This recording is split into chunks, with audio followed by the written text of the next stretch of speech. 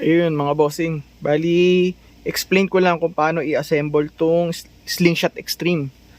Kasi yung mga taga Visayas, Mindanao, pag pinadeliver ko yung unit is i-assemble pa. Kasi kapag hindi siya naka-assemble, mas malaki yung delivery fee and risky na masira, ma-damage yung item. Ayan. So umpisahan na natin.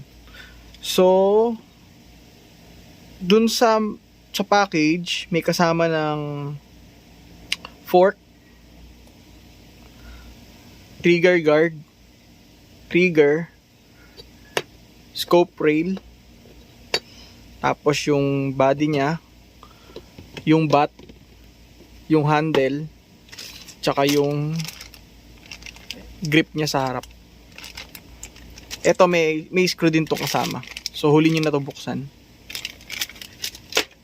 So una natin gagawin, ilalagay muna natin tong pinaka trigger. Dun sa trigger, kailangan mo nung 4 na screw na block. So ang panglalagay mo dito is Allen wrench.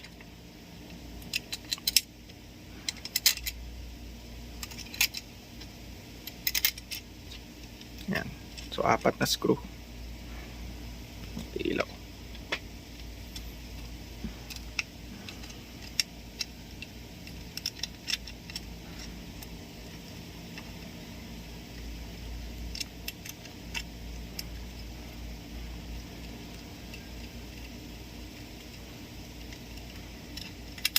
Kailangan mahigpit yung pagkakalagay dito kasi kapag maluwag to, iba-iba din yung magiging release ng bala.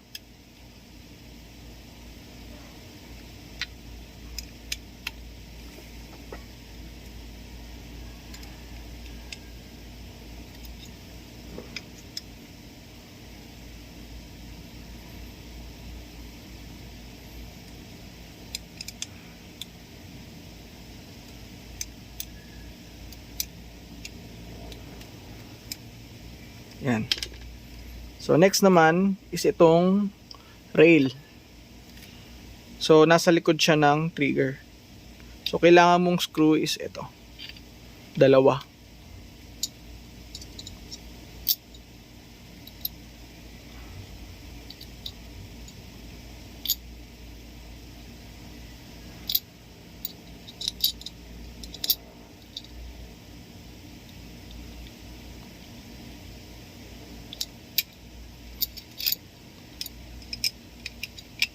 Yan. Ito sa video, gumamit na ako ng portable. So, pwede naman manual. Mas mabilis lang kasi kailangan ko para mas maigsi yung video.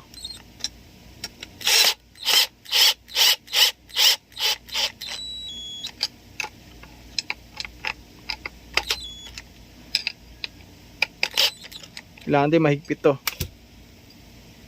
Kasi dito nalagay yung scope.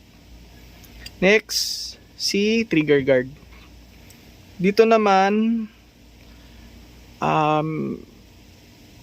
usually, masikip pa tong lusutan niya ng screw. So, ginagawa ko dyan, hinaano ko ng screwdriver. Yan siya.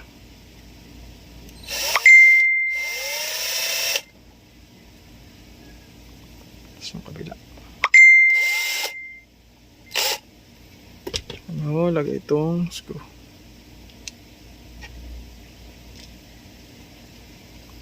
Ngayon, dito siya sa ilalim.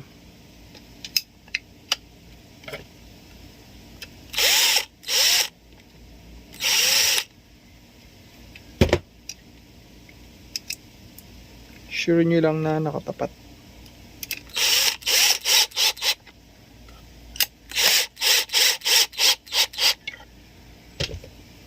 Yan, skip na. Next, itong handle. So sa paglagay ng handle, medyo masikip kasi ito. Baliktad nyo lang. Ang paglagay niya ganyan na. Hindi pa ganito. Ganyan. So pag nyo lang sa lamesa, tapos alalay kayo. Yan. Tapos ito namang screw na mahaba yung gagamitin.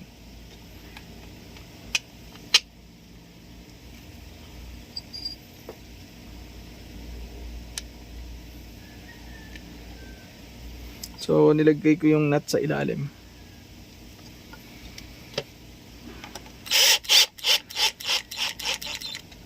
Yan, okay na. Next is itong bat. Dito siya nakalagay. So lapag nyo lang ulit sa lamesa, tsaka nyo idiin. Okay na.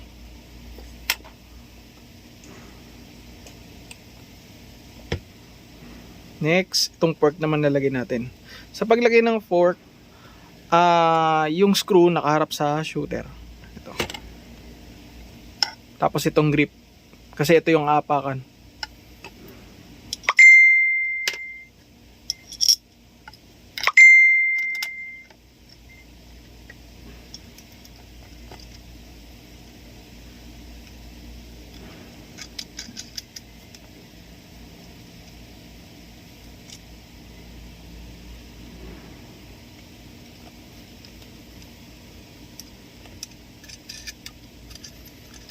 Hindi ko sure kung anong size nitong nut eh.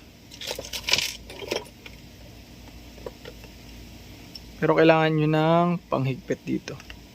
Kahit siguro plies pwede na.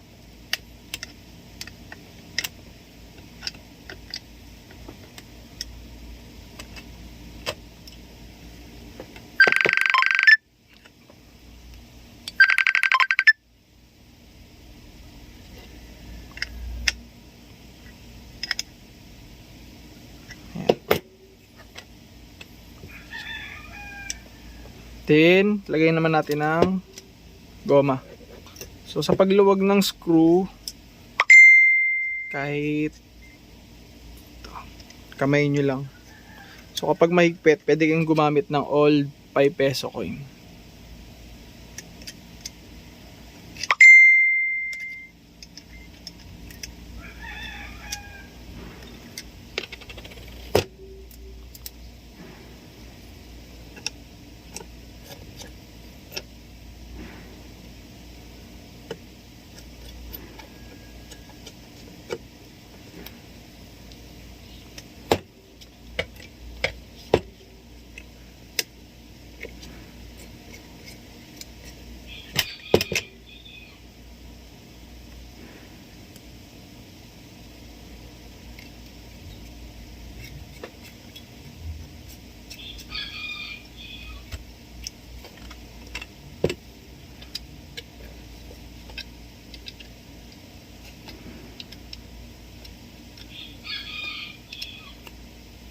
Sure nyo na mahigpit.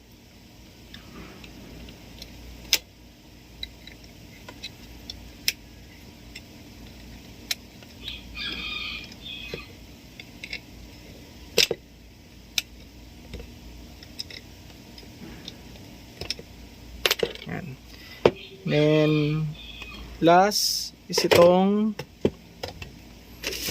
handle. So, dun sa pouch ng handle, may kasama na siyang dalawang screw, tsaka dalawang nut, tsaka itong pinaka-handle mismo. So, sa paglagay ng handle, nakatapat siya dito sa print.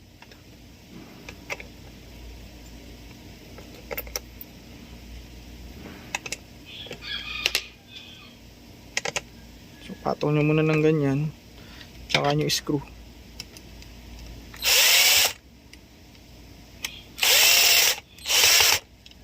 Then, kapag na-screw nyo na, tsaka nyo lagay yung nut.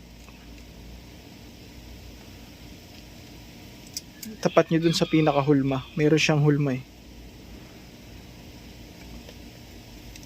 Tsaka nyo higpitan ulit yung screw.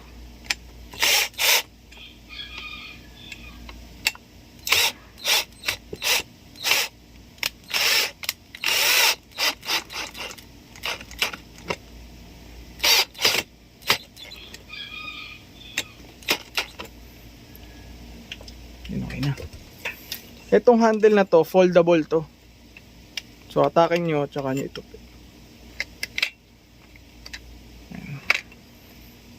Then next naman natin ikabit is yung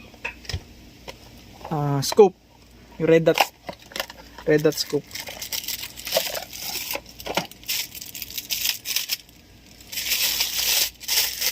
May isang customer, tinatanong niya kung pwedeng ang ilagay is yung mil dot na scope. Pwede rin naman. Naisisiro din naman siya dun. Kaso magdidepende pa rin yun sa paglagay nyo ng bala. Tsaka sa hangin. Sa paglagay ng scope, dapat itong lagay, on off niya ng red dot. Ayan.